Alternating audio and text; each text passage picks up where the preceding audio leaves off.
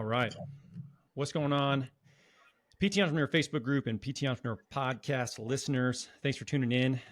Today, it's me and Mr. Yves Gege going over all things. Should you keep your practice small or should you grow that sucker? And this is a question that we get, I would say, quite a lot in terms of whether people should really double down on their business and try to grow past themselves, or whether they should just stay where they're at and what we would consider like a lifestyle business. So we wanted to talk about this today. We wanted to kind of go over the pros and cons of each of these things and give you a better idea of what we've seen and maybe what it's a good fit for somebody to stay small, somebody to grow to a bigger practice, and why you may or may not want to do that. Because I think one of the problems with visibility in a lot of practices and just life in general, I think social media has made many things very visible, is you can make yourself feel really bad by comparing yourself to what everybody else is doing. And one of those ways to do that is how people are doing with business, right? And I think that's when we see a lot in terms of people look at, oh, so-and-so has already hired another person, or so-and-so's,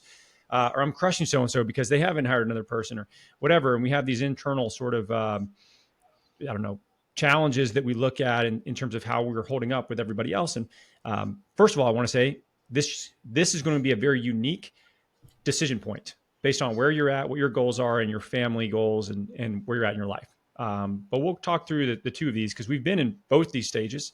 And I've thought through staying small many times and eventually decided not to do that.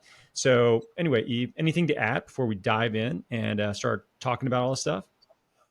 No, not really. I mean, I'm excited to go through this. I think the purpose would be that no matter what you choose, like choose something that will be fulfilling to you, right? And don't necessarily go and grow because that's what everybody else is doing. Like, I think this is a very personal context decision, and that could evolve. There's people who've wanted to stay small, and then they eventually wanted to grow. And there's people that grew pretty big and like, oh man, I actually want to be small. So, these things evolve and change. And I think it really depends on your personal situation a lot of times too. Yeah. Yeah. And I'll give you just a little background story of, for me at least, when we were making the decision of whether to grow past myself. At the time, I was the only clinician. But I was working with my wife. She was running really the day-to-day stuff for the practice and letting me focus on just seeing patients, which was awesome. And in some ways, I didn't even realize how beneficial that was at the time. But we had this little subleased office on the west side of Atlanta, and there's a stage that I think a lot of people get to that's hard to leave. And if you are treating people by yourself and you're fairly effective at it, and you're charging a decent amount of money, you can actually really have a very profitable business and make a considerable amount more than you can working somewhere else. So for me, this is exactly what happened. When I was at around 100 to maybe 110 sessions a month average, is when we started to have this conversation. Okay, do we hire? Do we bring on other staff members and grow into another space? And there's a whole host of things we didn't know and that we didn't feel comfortable doing because we'd never done it before. So we probably stayed small longer than we should have, because eventually you end up getting to a point where you have no room to take new people on. You're going to end up with maybe 115 to 125 sessions a month comfortably. Some people get higher than that, but I think it really wears them out. And then from there, if you look at the numbers, like if I was seeing 105 sessions a month and our average visit rate was $200 a session, like I'm generating $21,000 in top line revenue, gross revenue. And if you are running a really efficient business at that point, there's not really a lot of overhead. Let's just say you have 80%, net is what you're keeping, 20% is expenses. Like you're gonna make about $200,000 a year. So for somebody that is coming from an environment where they're making 80 grand, and all of a sudden pre-tax they're making 200, that's a hell of a different place to be. And it's appealing to stay there and really get your financial house in order and pay student debt down or get your savings up. This is what we did. We just built a big cash reserve, not necessarily for the expectation that we were going to grow and scale, but just because we were being really conservative and we didn't know what we were going to do with that. So I see people stay here a lot because of that, because they make a lot more money. But I can tell you, for me, um, I got sick 1 year, and I never ever got sick ever. I didn't miss a single day in 7 years in the Army. I didn't have a single sick day, and I was teaching at the time for Kelly's group, so I was traveling a lot. And man, traveling is the easiest way to get yourself sick, because you're just in and out of airports, constantly changing time zones, sleep changes. Like, it's tough. And I got sick, and I got the flu for like a week, and I had to cancel all my patients. And I remember just thinking how shitty that was, that all that revenue, nothing, like I couldn't do anything about it. And that was for me when I was like, okay, we got to do something about this. I didn't feel safe, honestly, staying super, super small. So that's sort of my, journey with that, and why we made that decision was more for safety purposes, even though it can feel sketchy as you're going through it. But, I'd love to know for you, like, what made you make the decision to jump from that subleased office that you had in the CrossFit gym to, the first made to move office you guys had in Dale Island? Yeah, I think like you, when I, went from insurance based practice, multiple providers, and started my own cash practice, the idea was I had two small children, to stay small, to uh, buy my time back, treat 20 hours a week and have really good time freedom and kind of enjoy being with my kids. And that was ultimately successful. I was like, cool, I got this. I've checked that, right? The first year you make some money. I didn't do as well as you, but I did enough to kind of, continue my lifestyle and stay that way. But what happened for me almost instantaneously, it was impact driven. Like, I was talking to other physical therapists, and I was talking to other, people in the fitness realm, and PTA, Dane, who I ended up hiring, who were just frustrated and didn't want to go work at the mill or hated where they were at. And, about this, that's ultimately why the licensee, thing was born. But, I just wanted to help other people, and they were just like super frustrated. And I was like, well, I've figured this out. Like, I'm not a genius, but I know how to get new patients. I can now charge and do packages and things like that. So I will help you do it as well. So I think really impact driven was one. As you were talking, the other thing is, like, I always wanted to do more what I enjoyed, and I did enjoy being around other people and helping other people and managing other clinicians. So it's like I leaned into that right away. Like, I enjoyed seeing patients, but I'd already been a decade in. And so I was like, what else can I do with my time besides seeing patients? I'd love to, expand my skill set. So I leaned into, which basically what I enjoyed is helping other clinicians almost, after a year of just having my cash practice. Yeah. Yeah. See, and it's interesting because we come from two different perspectives. Like, I wanted nothing to do with managing people. I had just come out of an environment where I was managing a lot of people, and I hated it in the Army. Like, it was just like one of the reasons that I didn't want to continue down that path was I just knew it was going to be, clinic, chief roles and bigger clinic chief roles. And next thing you know, you're managing all these people and all their problems, and you're running this playbook that they put in front of you. That's the government system playbook. And I really didn't like it. So I had like a bad taste in my mouth from having to manage other people in a really like a system full of red tape. So that's what I associated with. I'd never worked in any other setting as a leadership role. So that probably is one of the reasons why we stayed there for longer.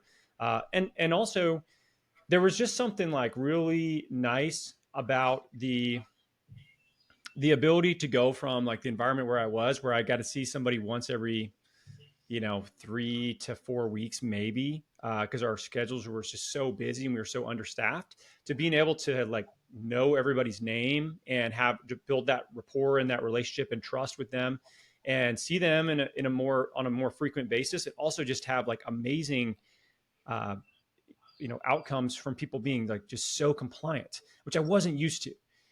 I mean, I used to quiz people that would come and see me when I was in the Army to see if they were doing the shit they were supposed to do. I'd be like, okay, show me your exercises. And they would do some half-ass variation of some shit that I showed them. And I'm like, You weren't doing your exercises. Talking about, man. They're like, I'm sorry, I didn't do it. Whatever. I never once had that. And I just was in like, it was like such a pure relationship that I wanted to be in this like clinical driver's seat and to see, because I would get frustrated. I'd be like, am I just not good at what I do? Or are you not actually doing your part? And finally I was like, well, now that's taken away. Everyone is doing what they're supposed to do. So let's see what I can do. Let's see what all this shit that I've learned actually, does it help? And it was awesome. It was just such a fun time for me to be a clinician and really just focus on that stuff. And I think that again, the challenge for me was getting sick and also, like just going out of town on vacations uh, and just not having any income come in. I felt very vulnerable, to be honest with you, because we didn't have any source of passive revenue. And I remember, one of the first places that I ever got any sort of business guidance was a group that helped me sort of get organized on some of our core values and mission and all that. And they said to me the first time, they go, look, right now you have a job, because if you get hit by a bus today, your company makes no money. You might like your job, and that's cool, but you have to decide whether you want to keep a job or if you want to build a business. And and it was really out of just security that we decided to go that direction. The impact side came later. I didn't really want to manage people. When I realized I could run people through the type of business that I wanted to run, it actually was like super rewarding. In fact, I would say, and I wrote this stuff down as I was thinking about it, the thing that I've enjoyed the most about starting and running a cash-based practice is the team of people you get to hire and build around you and sort of like mold into the culture that you want and that you have as for sort of your vision for that. That's the most valuable, rewarding thing that I've had out of that entire business. And I just like had to be drug into that, mainly by Ashley, because I didn't want to do it. And I didn't know how to do it too, which I think scares a lot of people off. But man, I really am glad I didn't miss out on that because it was totally worth it. Yeah, I think that's almost a little bit of a prerequisite when I talk to people like, do you want to grow? Do you want to scale? Do you want to stay small? You're going to have to embrace that leadership role. You're going to have to enjoy it. You're going to have to learn it. Like that's going to be a big part of what your day-to-day operations is. You're going to move out of a clinical role and you're going to move more into a business ownership leadership role, right? And like, do you want to do that? And maybe some people don't. Some people want to stay small and be a clinician and chill out there and charge a really good rate. And that's totally fine. It reminded me, and I think you told me this, I feel like maybe, when all this got started at ClickFunnels, we were in Orlando.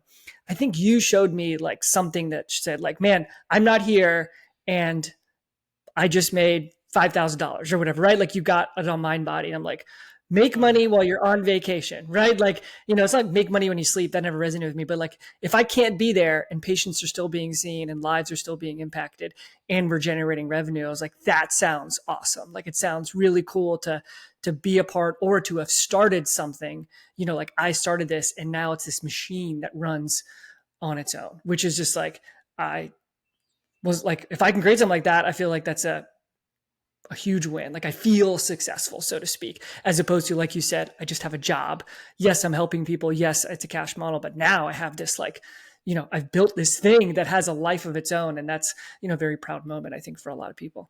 Oh my gosh, man. I mean, 100%. Like I vividly remember the first time that we generated money in the practice without me doing it.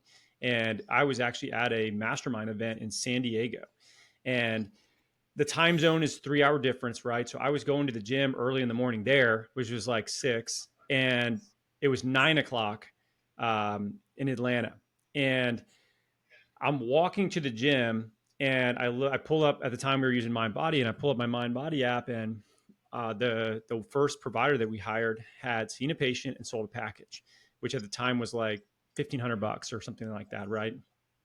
And it was such an interesting moment for me because like the walk to this gym was over the like where the pool deck was, which was right on the bay in the downtown area. And it like, it was mornings, like the sun's just coming up and I just stopped for a second. I was like, holy shit, like this is crazy. I didn't do this and I had been doing all the work. And my mindset was always like, I can just work really hard and I'll just, put in a lot of hours. And I did for a really long time.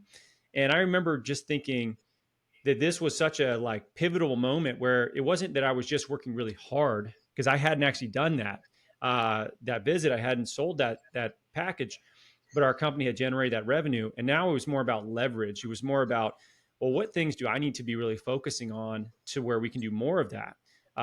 Because yes, it's great on the revenue side, but also we were starting to build this little, Avengers squad of amazing clinicians that were also helping people, and people were raving about them, and we were mentoring them as well. So that was a really cool moment, and it's something that I look back on that I think that it could have gone the other way, right? The first hire could have sucked. And maybe it's like now you retract and you stay small because you made a bad decision. I think I see people do that as well. But for us, it worked out in a manner that just aligned correctly. And the lifestyle side, I just would never do it. I just don't think, I don't, I get why people stay small, and I get that there's seasons in your life where it makes a lot of sense. But you're missing out on the opportunity to really have a lot of personal development and to really develop other human beings. That is just so damn important, in my opinion, to be able to take these people and teach them the things that we maybe have learned for the better, and avoid some of the things that we, have learned the hard way, and help them develop as people. And a lot of those people end up moving on, and that's normal too. But I know that they're going to move on, and they're still going to work with people the right way, and they're going to help people with these complex musculoskeletal problems that can't seem to be addressed all that easily other places. And so anyway, that's my view on it. But I have a few questions that I think you should ask yourself if you're thinking about this, right? So, and maybe we can touch on each of these and just get your thoughts on it. So the first one that I would ask yourself is, what is important to you? So really think about that. Like, when you start your business, what is important to you in regards to you starting that business? So if you think back, like when you started Made to Move, what was important to you for that business to be able to accomplish? It was important to me to be better than the place I was at before was a huge driving force. So What do you for mean by me, that? that meant, yeah, yeah. So to go deeper, it would be clinically. Like all the stuff you said resonated with me. Like the patients, if you had a patient that was compliant, it was like, this is my favorite patient ever. So having Yeah. more of those, and just having clinical freedom, because the place I was at before, I very much had to follow a flow sheet and a set of things. I really wasn't able to use a lot of my clinical judgment. So for me, it was very driven on clinical freedom. Second thing, right off the bat, was time freedom too. Like, I was looking around. I feel like this is when like the tech startup world was starting to happen, and there was more time freedom, and people were staying home and working, and I was leaving. I go to the gym at 7 in the morning, and I would get back home. By the time I was home, it was 7 o'clock at night, and I was like, this is not what I would like the next 30, 40 years to be like. Like, I would like more time freedom. So I was instantly able to achieve that in a cash practice, right? We Right. know that you can generate the same amount of revenue in about 20 hours than than I was doing working a 50, 60-hour work week almost instantaneously. So those two things were the most important for me. It was time freedom. I mean, the impact obviously as well, but that time, I was just in the weeds. I just wanted to not, run myself ragged. And I wanted to just enjoy working with my patients every day and work with my kind of patient, if that makes sense, like CrossFit or demographic. Like, to go back, I feel like it's worth mentioning. One of my proudest moments was walking into the gym and seeing one of my patients doing their accessory work and showing somebody else what they were doing and helping Yeah. them. And I was like, this is amazing, right? Like, wow. Like I didn't have to, I tested people too, which is funny, but they always did their stuff because they were motivated, and like, we can talk about why cash makes sense or why it doesn't. But ultimately, I just saw a significant percentage of people who were bought in day one. Yeah. And this is, I would say, there's two main drivers for a lot of people of why they decide that they want to go this route. Some of it, I would say, one falls into sort of lifestyle, and that would be make more money, have more time freedom, and that sounds good to everybody, right?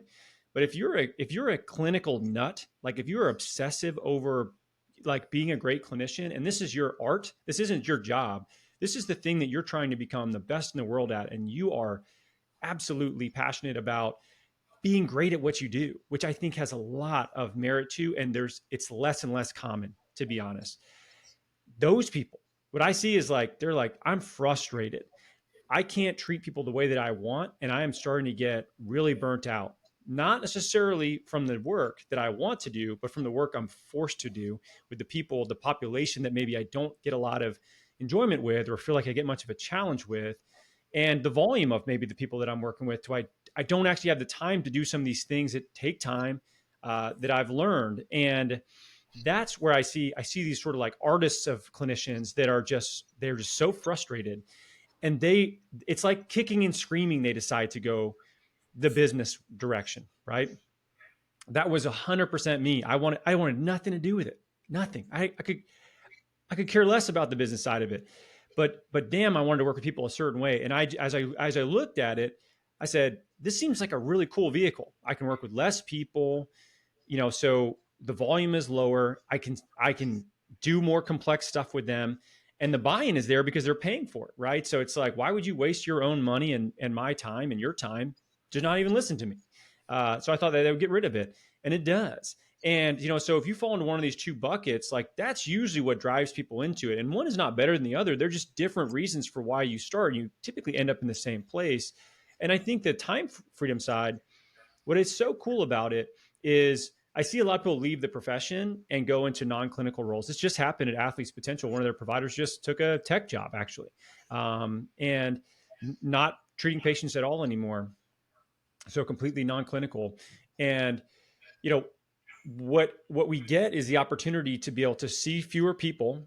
So you're still involved in the clinical side of the thing that you like, but it's not 50 hours a week, right? It's not as mentally draining as trying to juggle all these people and all these questionnaires and documentation.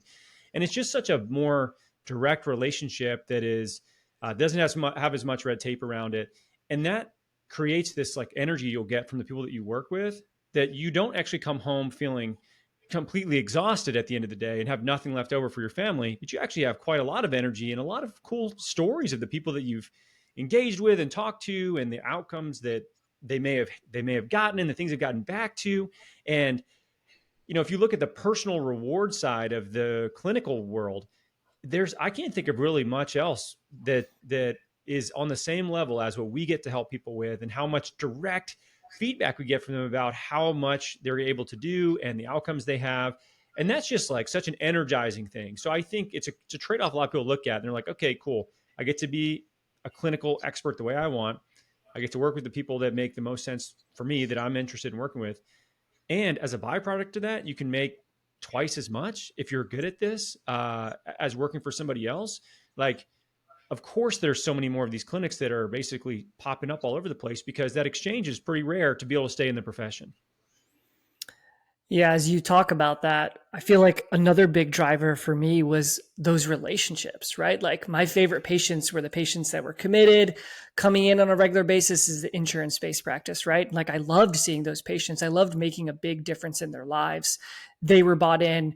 We were chatting back and forth about how much they were running or like strength train. Like it was more all encompassing. And I really believe that's what the biggest impact we can make in our profession is we can be the quarterback for somebody's health, the stuff you say all the time. I believe that for a very, very long time. And I knew that would not typically happen in insurance-based practice. It's difficult to do that when you're juggling 2 to 4 patients an hour, when you're seeing 10 to 20 people a day, right? Like I'm seeing 5 to 6 people a day, and I can develop these really awesome Yeah. relationships and, go home and talk about it in life. Like you're not going to believe what so-and-so did. They haven't deadlifted in 2 years and they just deadlifted their body weight and they're so ecstatic and they told all their friends, and like, what a great, day it could have. And that was just happening on a regular basis, it was so cool. You know what I mean? It was Yeah. just, it's very relationship based and community driven. So like the second tier of that is we would always talk about, oh, we're going to go to this run or we're going to be part of the community and we're going to do these things. And we never did in the insurance-based practice. Like we said we would, but like if we did, it was kicking and screaming and nobody cared. And it didn't really make a difference. But once we transitioned to a cash practice, being a part of the community was the main driver of new patients. So not only was I incentivized to do it, but also it just became a part of the norm, a part of who we are. And all these little clinics, I think, are making massive impacts in their tiny little communities. And the compound effect of that is huge. Uh, Completely agree. It's Yeah, there's these elements of it that you don't really think about that are so rewarding, especially like the community side of it. I would say, you know, even now where I basically work, exclusively from home, that's the one of the things I miss more than anything is sort of the in person interactions with people that are trying to progress. And I get plenty of that on the business owner side. We have, it's not like I'm sitting here by myself not talking to anybody. We have conversations with, our team or other clinicians that we're working with on a regular basis, but it's just a different lens of progress that people are trying to make in those scenarios, and then also the community side of things, and just being like not being able to go to a music festival without bumping into three people that I've worked with, and that's cool. That's like it's not something I've really ever experienced before. We just moved all the time. So, every couple of years we were gone and we were somewhere else. So you don't even have the time to get to be able to develop, a community of people that you're involved in because you're always leaving, right? So that was something that was strange to me in a really great way that I think is a great benefit.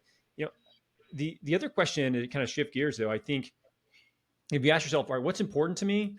And to go hand in hand with that is like, what does an ideal life look like for me? Right. And I think that's something that changes as well. Cause I know, for you, Eve, in particular, the ability to be sort of location independent as much as you want is a huge part of what an ideal life looks like for you now. Right.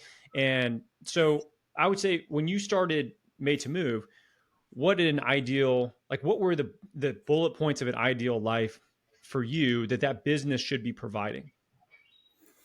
Yeah, you're right. That's evolved, and I would say the phase one, which we talked about, which is the time freedom. I wanted the ability to walk my kids to school, pick them up when I wanted them to, take a day off and spend the day with them, take a long weekend, be able to pour my time and my energy into the relationships between my family, uh, friends as well, but like ultimately mostly my family. With kids, you're not doing much of that, especially when they're young.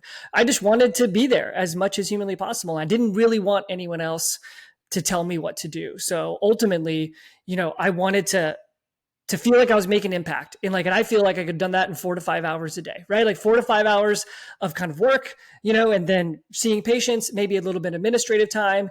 And then I would be able to train, which I really enjoyed, working out, being a part of the community, keep myself healthy, and then pour as much time and energy, into my wife and kids, which I really felt like deserve it and really, filled my bucket at that time. And it's so funny. Like that's something that we do pretty consistently, right? With our clients as well as with, when I did it with staff, it was always talking about like what your ideal day was. Like, you know what I mean? Like what is your true ideal day? And I think that's so important. Like being able to align that for people is huge.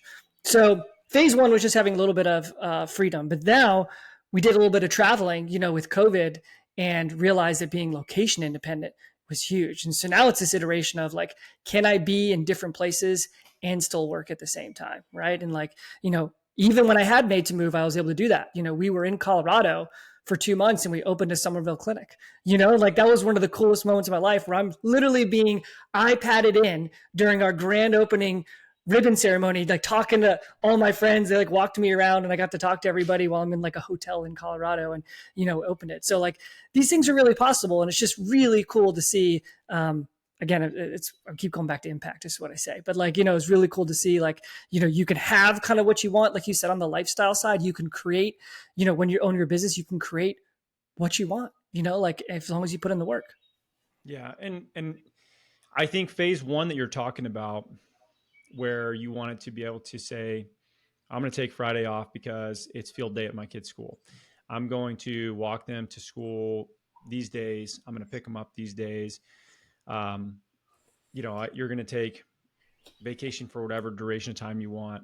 Those are all possible with a lifestyle business, like a single provider clinic. Like those are very possible.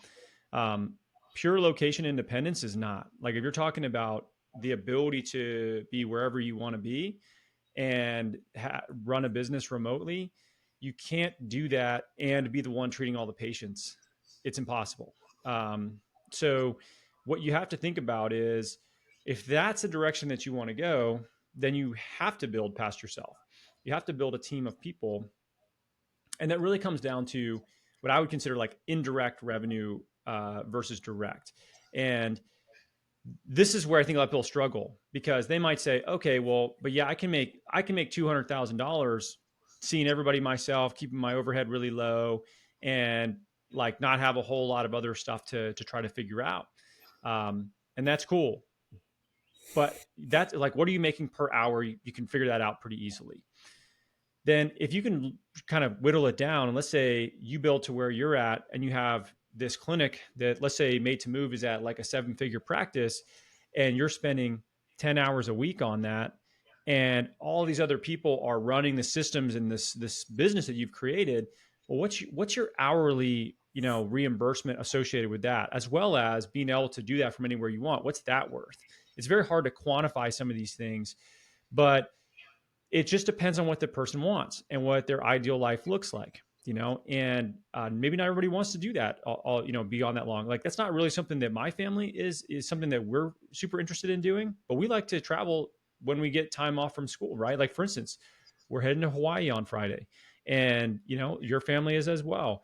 And if I have a lifestyle business, nothing no revenues generated during that time, so I can just prep for that and maybe save a bunch of money, and just know that for a couple of weeks I'm going to have zero income coming in. Or like when we're gone, uh, there will be revenue generated in multiple businesses without us necessarily doing a thing directly.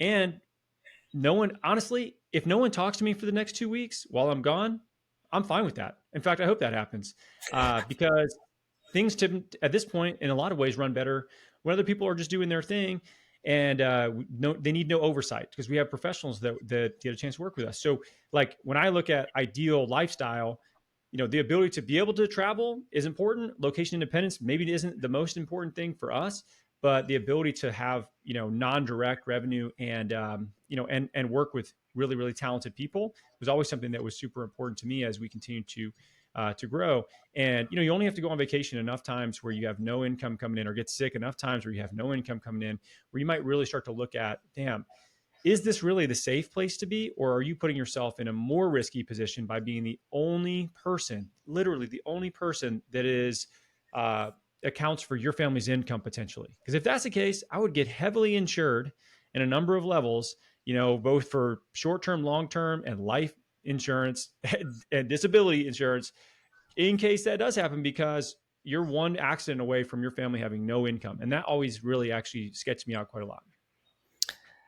Yeah, and I think it's worth noting too, we're not talking even about, does everybody have to get to like a 7 giant practice with Right. multiple providers and admin? Like, we kind of know that this sweet spot is like you as the owner, 2, 3, 4 clinicians, and maybe an admin person. And you can make a very healthy amount of money, and have enough to pay off loans, pour into other, you know, real estate or the stock market, whatever your, investor DNA is there. But like, and that's the cool part, right? And so like, we're not saying you've got to be this massive company with multiple clinics. Like, maybe you do, that's fine. But it's also like, you can still stay, like, that's still a really small business. If you think about it, like, it's very manageable for people to do that. Right. And that can give you, like you said, this layer of safety, consistency. I mean, let's say one drawback. Let's see. I wonder what you think of this. I was talking to my kids the other day, and they're like, "Well, you're going to take time off in Hawaii," and like, I was like, "I can't." If you're like a W-2 or maybe even a lifestyle business, you probably could completely unhook, right? Where like you don't have to worry about anything, especially as a W-2 employee. So like, if there maybe is a drawback, it's that, yeah, I am still on, right? Like, there's still a piece of me that just needs to still have a heartbeat on the business. Although if you run it well, like you said, a lot of times you being gone only hurts, helps the business, not hurts it, right? So that's a potential downside, but ultimately the lifestyle that I want to live, like you said, is more location dependent, bigger impact, time freedom. And I'm willing to kind of sacrifice that to kind of always have to be, the person in charge. And ultimately, if something goes wrong, I do need to. I've had on vacation sometimes had to make a phone call because, there was a noise complaint in one of my offices and I had to talk to the landlord, right? So these things happen, but, well worth it in my opinion. Yeah, but I think there's a huge difference between building true location independence and wanting to be able to work from wherever you want, because that's not really, it's not the same thing as taking a vacation for a couple weeks and, and wanting to disconnect. Because like if you go somewhere for, let's say, 3 months, like you're in a lot of ways, like you're just working from somewhere else. Now you might be able to dictate the terms of what your day looks like, so it's almost like you're on like pseudo vacation all the time, but it doesn't mean that you are you know completely unplugged the whole time either, which has its pros and cons, right? Because some people, that might be something that is challenging for them. And could you imagine Jared doing that? Like our one business partner is, he is like laser focused in a very specific place in his house, and he's ultra productive. And if you take him out of that environment, he starts to get a little cranky. He'll get a little frustrated. And so like that would actually, I think, stress him out terribly, Right. to be in these different places. But for you, it's a fit. It makes a lot of sense, for what you want to do. So, and I think that, you're right. You don't also need to have this massive business, because I think people look at this and they're like, oh, well, I have to have this multiple locations and all these providers and stuff. And like to really feel like there's a reason to want to scale, past yourself. But to your point, a couple providers, one office, like you could have what we kind of consider this sort of sweet spot, which is between 500,000 and $1 million, sometimes more. It just depends on how many people you have. And if I'm just talking one office, and you have a small team that you can manage. And I'll tell you, like, I just had a conversation yesterday with a provider, that we work with in, in the mastermind. And we were kind of breaking down numbers on where this person is at. And like real numbers, 70,000 top line last month. So May was at 70. Their overhead was about $45,000. So that doesn't include what this person's paying themselves. So just like rent and all their, people and, expenses for running the business, about 45 grand.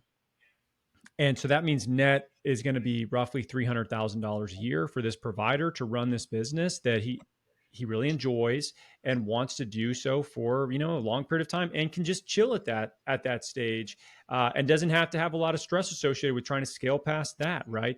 So, and they're only treating like 5 to 8 people a week. Right. So very minimally, they're not actually producing a lot of, revenue for the clinic directly. And now they're more in a leadership role and really growing the company. So like, that's kind of what we're talking about. But for a lot of people, they'll look at that and they might think the exchange, it's an extra $100,000, which is a lot of money. But maybe for you, the exchange and the risk and the additional sort of steps you have to go through might not be worth it versus staying really Right. small and you're just doing all the work yourself. And maybe you want to do that. And I think it really comes down to also, what stage of life are you in? Because for some people, if they're in this, their kids are young. And I mean, for me, this is when we started, my kids were tiny, and, it's sketchy to have this unpredictable revenue and to take on debt and grow and all that we did. It's very stressful, to do that. And maybe for you, there's a certain stage in your life that doesn't make as much sense as later, or whatever. Because it's not like you can't go from a lifestyle business to a, bigger business. You can do it later. You can also decide to go smaller if you're like, you know what, this isn't for me. Let everybody go. You can always transition kind of in between. It just Yep. depends on where you're at in your life, and if it's the right stage for you to make some of those changes, or make some of those decisions to grow. So I think that's a really important thing to keep in mind. Don't make yourself feel bad because maybe your context is a little different. If you just had a couple kids, where somebody has no kids and they have no responsibilities, and they're just like trying to kill themselves to grow a business as fast as they can, like, you're not in the same boat. Yeah. And I think it's also just challenging where we are at in the profession, or where we're at in what performance hybrid cash physical therapy is like, there probably just aren't other options, right? If somebody just wants to be like a physical therapist and a clinician somewhere, I mean, although, just by the way, like, people in our mastermind are literally hiring all the time. Like every month there's like, they're Yes. just dying for people. But regardless, it is like, if you look at it on grand scale, there's not like a ton of these things. So it's like, they kind of have a choice sometimes, I think, in, let's call it later stages in life, and they just want to be a clinician. They want to see patients. They maybe don't have an option in a performance-based practice. So they kind of do their own little side hustle thing. And I think that's also potentially like an option for people who just like, they stick and just side hustle mode. Like maybe they just need an additional $4,000 to $5,000 a month, and that's what they do. I've seen some of that even as well, and I think that's maybe the lifestyle version of this as well, which I think is totally valid. They're just like, hey, I want to see some patients, and I know this is the way I want to do it. I don't really have any other options, so here it is. But obviously, we're working very hard to change that. Where hopefully it becomes a norm to get a performance-based PRN job anywhere, just like it is in a regular outpatient job. Yeah, yeah, and I think that you're right. You can find jobs like this too if this is not what you want to do and start your own thing, which is totally normal, by the way. I think most of us, that's what we would probably have done if we could have really found a spot where we feel like we could have worked Yeah. the way we wanted to. But the other thing, and this is something that sort of piggybacks off the conversation Jared and I had last week about the financial sort of aspects of looking at your business. And the one thing that he said that I thought was really interesting, if you haven't listened to that podcast or seen that live stream, head back to the prior week, which I guess would be like June or May 31st.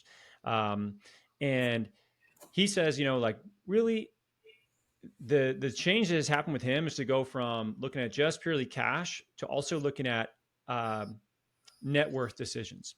So, and this has been an interesting paradigm shift for me too over the last couple of years. As I started spending more time around people that are would be considered like very high net worth individuals, and their decisions are a lot of times made off of net worth, and net worth is really your assets minus your liabilities. And when you build a business that's just you, it's frankly worth nothing. You're just doing all the work, you're fulfilling on everything, and there's not really a lot of value there because nothing's being produced without you doing it. So who's going to buy that? Unless they're going to work directly in it themselves and take that over. And even still, it's not worth a whole lot. Versus if you build a business past yourself that someone can come in and run, or an investor can buy, and you can have the team continue to run that business, all of a sudden it has what's called enterprise value.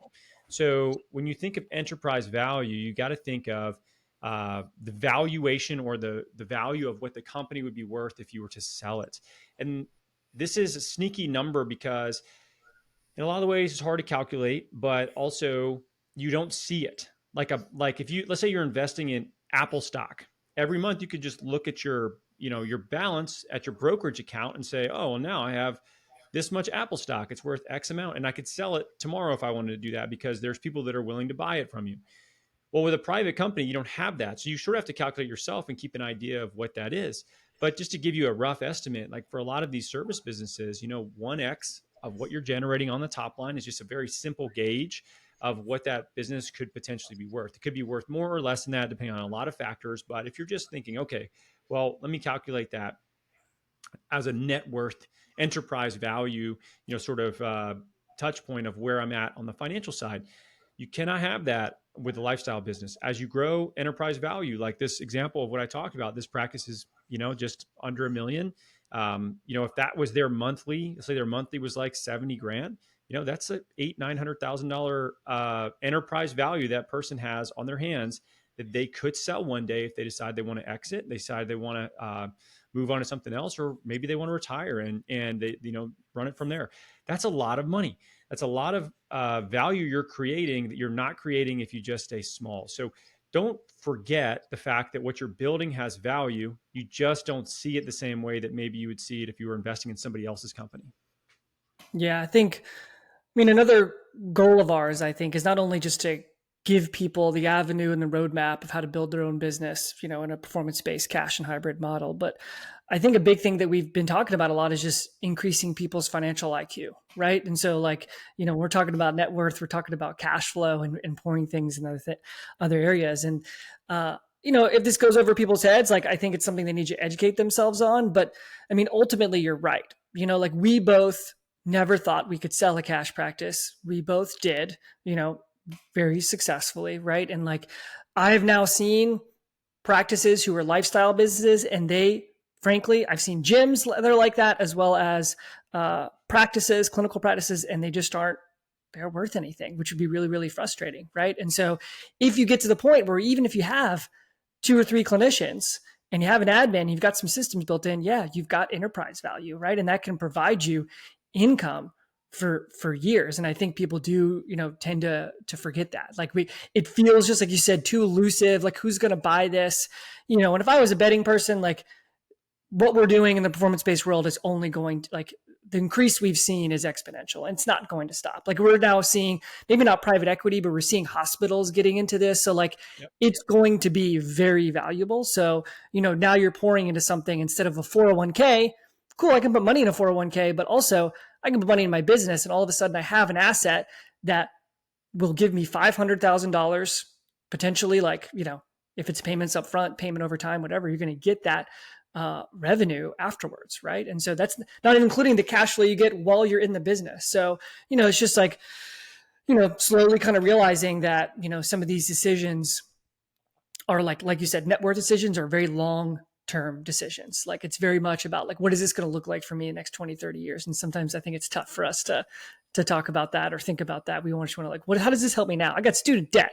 Like I'm trying to do that. Right. But like, man, this is a huge asset, that will make your life a lot easier later down the road. Well, for sure, and it's not even necessarily just the sale side of it. Let's say you don't want to do that and you're like, no, I just have no interest in that. But you might not have a lot of interest. Let's say you're running one of these businesses for a decade and all of a sudden you're like, you know what, I really want to take a step back because I'm interested in this other project, whatever it might be. I have a patient that was like a super long-term patient of mine, and he had 4 or 5 different companies and they were all kind of around the same. It was like real estate technology sort of vein. And he'd started one that does like virtual tours for homes. And then off the back of that, there was like another one and another one, or all that, whatever. And he still owned the vast majority of all these companies, but he had a partner in place that he had that was a employee that they had worked with, and they had turned out to be awesome and became a great operator in the company and had, ownership in that company. And he would help facilitate and manage that company on a small scale while the team was running, and a lot of times still growing. So if you look at this idea of financial freedom, right, it really is when the non-active revenue outpaces your expenses. There's a couple ways to do that. You can either really decrease your expenses, you just live, super lean, and you can build up revenue in other ways. Non-active revenue, that could be from real estate, rents, that could be from dividends from a stock or an index fund or ETF or something. That could be from, private investments that you're making in other people's companies. That could be your own company that's putting off, profit every single month. And if you're not really doing anything directly for that, then that's considered non-active revenue or passive revenue, right? So a vehicle to do that really is to build a business like this, to build a system that people can run without you having to be directly involved. And then, if you can work a few hours a month on maintaining what you're trying to do that business or mentoring your leadership team, all of a sudden you've put yourself in a place that's very rare where people can actually have financial freedom from the vehicle of a business that they put a lot of time, blood, sweat, and tears into doing. It's not like you can just do that easily. It does take effort, but it's an option that a lot of people I see trending that direction that own these types of businesses that are looking for financial security long term, and maybe not a huge payday all at once, because they like being involved still, but they don't want to be involved 100% day to day, and they maybe have other interests. So something to think about as you are building past this. It's like, well, is it really worth all the extra risk and effort? And maybe you have to take some loans on to build out a space and all of that. And again, I think that decision is individual. For me, it was very worth doing. I'm very glad I did it. For other people, maybe they want to stay small.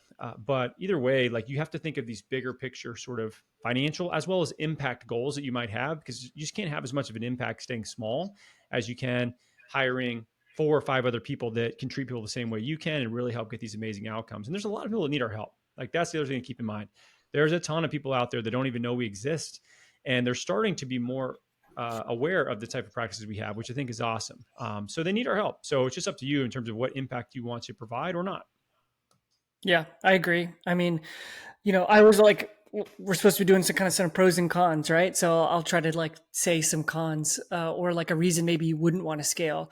If it's not necessarily a lifestyle thing, it may even just be like a mental health thing. You know what I mean? Like we've definitely shared our stories about our struggles with, that we've had as we built the business. And that's something that I am, though, like now, just super grateful for, because it just challenges you in so many ways, right? And like it has made me better father, better person, better friend, all these things. And I would never take that back. But there are just some people that, and I have seen it, who are just like, they get into it and it's just like, I think they're just not ready at that time. And maybe, eventually will be, or maybe they won't. Like, there's definitely that side that you've just got to be very cognizant of, and you've got to put time and energy into, and it never kind of goes away, right? Just something we've always got to balance out and be careful of. Because if you were to talk to me, 10 years ago and told me where I'm at now, or even just would have taken the person I was then and put me into this role right now, it would break me. Like, I would like slowly, I have developed this muscle that is just can take on the amount of, let's be frank, pressure, and stress that is involved with running multiple businesses and bigger businesses like we have. And it's stressful, but I'll say it again, like the self-development, personal development along the way I haven't found a better way to do it yet, maybe a lot of therapy, but, we're combining that with some of our stuff anyway. So yeah, I think maybe that's a con, like, I'm not sure though, just a discussion point maybe. No, and I think it also, not everybody's wired the same way too, right? So for some people, if they could just like kind of do their own thing and make it really simple, and there's still a lot of work involved. Like I worked more when I was doing my own thing just by myself Right. than I do now, honestly. And there's a lot more going on, but the direct work is a lot more. So you got to keep that in mind. It's not like it goes away, and it can start to feel like it's weighing you down after a few years too. I can imagine, I didn't do it for a decade, but I can imagine doing that for like a decade, and like the work capacity just doesn't really change. It's still challenging, but any job is. Let's be honest. It's just not as Right. it's just maybe a little bit more stressful than working for somebody else. But I think that one of the things for me, and maybe for people listening to this, they might resonate if you have a similar view, is, I think of two things. I think of, okay, if I go back in time and tell like little Danny Matei, who's like 8 years old or something, what I'm up to today, probably be pretty fucking excited about that. He'd probably be like, that's awesome. Like, you're telling me that's what life's going to look like. And I said, yeah, dude, like, don't worry. Everything's going to be cool. Like, don't stress out so much about whatever. Right. And then on the flip side, I think, well, what about like 98-year-old Danny Matei, right? If I go there and I look back and it's like, what do I need to do now to really be like super proud of where I ended up? And staying small and not challenging myself in a way that I felt compelled to do so seemed like avoidance of something that I would have at least wanted to know if I could have done it or not.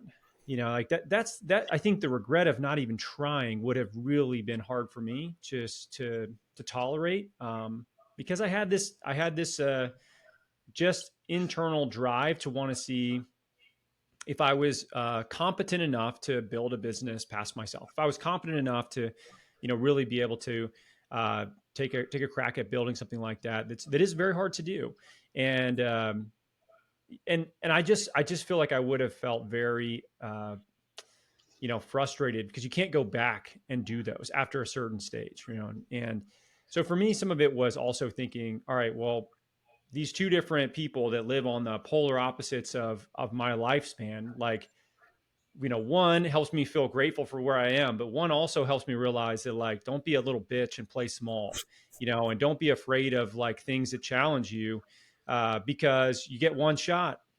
And when you're that old, what are you going to do? Like, you can't go back. So I think that perspective for me is what I try to keep. And it's something that I keep, in my mind, at least. So that was a big part of the decision for me to make. That was just, I didn't want to be fear avoidant and not do something because I just was scared that I might not be able to do it. Yeah, I think I don't know if it was Tim Ferriss, maybe Ray Dalio, like one of them, where it's like, write your own obituary, right, and see what kind of comes forth of that. And that's kind of what you're talking about. It's like, do you want to, at the end of your life, do you want to say, hey, I did everything I could to, lead a fulfilled life, in these areas? And for us, I do think, it sounds so cliche, but it's like, it is kind of a calling, right? And so I always talked of it as like an itch. Like, it's just like this itch you kind of always had. And, if you didn't really listen to that, you would be really, really frustrated. Right. And so, and it goes back to what you said, like, what's your ideal life look like? Like, what kind of purpose do you want to have? And if you feel like it aligns with, helping more people, that's great. Because I do know people. It's so hard, right? Because we're so perceived, like, my perception is my reality. I won't go down in that role, but like, there are probably people who have a W-2 employee, love their milk clinic, see 2 to 3 patients at a time, love the back and forth. Like, I had a stage where it was like that. And maybe there's just like, they do that for a decade or two. They love it. They have other areas of their life. Maybe they like painting, or like, they love coaching, and that's just the life they lead. There's definitely lots of people out there. And so, that's great for them. But if you've got this itch or this calling or this something for more, right? Like, I think you owe it to yourself, like you said, to try, right? Because I say this, I feel like on every podcast, is that like, go for it, try, because at least in our profession right now, the entry point's really low. The likelihood that if it doesn't work and you need another job, the likelihood you get it is 100%. I don't know. It's probably 100%, right? So I think you owe it yourself to try. Yeah. And I guess we can leave it, at this, and we'll wrap it up. And the one thing to your point that I would sort of, I guess, follow on with that is, for me, I've found, like, the last few years, the things that I read, I'm very interested in, just philosophy and different sort of different groups of religious, sort of groups of spiritual beliefs, all kinds of stuff. I find this stuff just kind of interesting. Like, what do people think about these big questions that no one really has answers for, right? And Right. I've kind of always found that interesting. But instead of me just reading about business and health and wellness, and so I try to turn my attention a bit to some of that. And one thing that I've found, because I would get frustrated with people that didn't want to really, like, push themselves, right? That are just, like, totally fine with just being what I would consider average, is that is just a really bad way of looking at other people, because there's different views, and one of them, if you look at, like, I've been learning a lot more about sort of the Buddhist view of the world, and they talk about this concept of seekers, and how there's, like, people that are seekers, and I think of it like there's seekers and there's chillers. The people here are just a chill. They're just here to coast, and they're just like, and that doesn't mean they're not happy. That means they're content Right. as fuck. And it's something that I genuinely envy, people that can just, go to a job, have hobbies, enjoy just watching football games with their friends, and just coast, and just, like, Same. chill through their life. And I find myself realizing that I'm much more of a seeker, which has unique benefits and unique drawbacks. And I think you need to understand yourself first, because if I try to be a chiller and I'm a seeker, I'm going to be very unhappy. And if you're here to chill and you're trying to really progress and do all this crazy stuff, you're going to be really unhappy. That's incongruent with the way that we're wired. So you got to know that, number one. And if you are a seeker, like, there's probably very few people listening to this that are just here to chill. Like, if you're here and you're like, man, I want to learn, I want to progress, I have these goals, I want to challenge myself. Guess what? You're a seeker. You're like us. You're trying Sorry. to figure out what you're supposed to do. You're trying to figure out what you can do in the world. And you can't unring that bell. You can try to fight it all you want. You can silence it, you can push it down, but eventually it's going to start to eat away at you, and you're going to have to do something about it, whether it's this vehicle or some other one where you're progressing significantly or trying to grow, because it just is part of the way that we're wired. And for me, like, I've come to that conclusion and acceptance of that. Like, I just can't be a certain person. I have to be the way that I am. And that's fine. Like, cause I like the way that my life is set up. And there's definitely a lot of evolution and change, and it's never just, like, steady, but it's just what feels right. And so I think the first thing you should really think about is, deep down, like, what do you think you want to accomplish while you're here? Which of those categories do you feel like you fall into? Because that's probably going to change dramatically what you decide to do with your career and what you feel happy doing or not. Yeah. So if you're a seeker, I feel like this would be helpful for a lot of people too. If you feel like you've got that calling and that itch, Yeah. what I see holds a lot of people back are false beliefs, basically, right? Like somebody coming in as a patient and saying, hey, my back will never feel better. It's just the way it is. And we obviously as clinicians can be like, hey, well, here's these things that you can do and break some of these false beliefs around, whatever that may be. And I think that's part of it too. So sometimes it's just like, looking internally and realizing, okay, cool, I am this type of person. I want more. What false beliefs am I holding me back, right? It could be pricing. It could be imposter syndrome. It could be all these things. Like, I feel like a lot of the things that we've done when we say we're challenging as personal development, it's really just been working through whatever false beliefs I had. Like, oh man, I can never start my own thing. Oh, I can never grow past myself. Oh man, I could never, do this and, coach other clinicians one day. Like, oh, I could never run multiple, 7-figure business. Like it's just false beliefs have false beliefs just kind of being proven wrong. And I think identifying what those are would be huge. And then going to seek out ways to counter those false beliefs. Like my still step one forever was, I didn't know this was really possible. Coming to your clinic one day and be like, oh man, this is possible, right? Like Danny's not that special. This is possible. You know what I mean? I mean, you're special. Like, you're my friend. But, I get what you mean. I mean, because I remember sitting at lunch with you and you're like, you just kind of talk to people. And I go, yeah, I guess I do. I didn't know whatever I was doing or not doing. It just was like the way that I was working with people. And I remember, yeah, you were like, that's interesting. Like people pay for that. And I go, yeah. And they come back, it's whatever it is. So like, I do think it's so important to be able to see the beliefs you have get broken. And if that's really what you want to, strive to do, that's one of the more valuable things that comes down to people like us when it comes to the business side of things. I love when people meet me because I know they're going to be like, this guy he's skinnier than I thought. He definitely isn't as smart as I thought. And if he can do this, why can't I? It's like, yeah, okay, exactly. Like that's a huge takeaway for a lot of those people is they take this sort of pedestal they put people on and they realize like this person is just like me. What the hell? And look at this. Like I can do this too. Huge. Absolutely huge. Well, hopefully this is helpful. I feel like this is a big decision for people to make. And again, I just would leave it with, there's no right answer for everybody. There's no one fit. It's very dependent on what you want to do, depending on your lifestyle, depending on what you want, what season of life you're in. And even if you decide like, man, I just want to stay small, like that's still a huge accomplishment. Like you shouldn't feel bad about that one bit. It's a very hard thing to do. And I have a lot of respect for anybody that's ever started a business or decides they want to do that. I just know how challenging it is. And I instantly give people like a bit more credibility. Like even if I just meet them, they're like, oh, you have your own business. Like I instantly am just like, you get a little more respect from me immediately because I at least know that you can eat some shit for a long period of time and that you're a resilient person.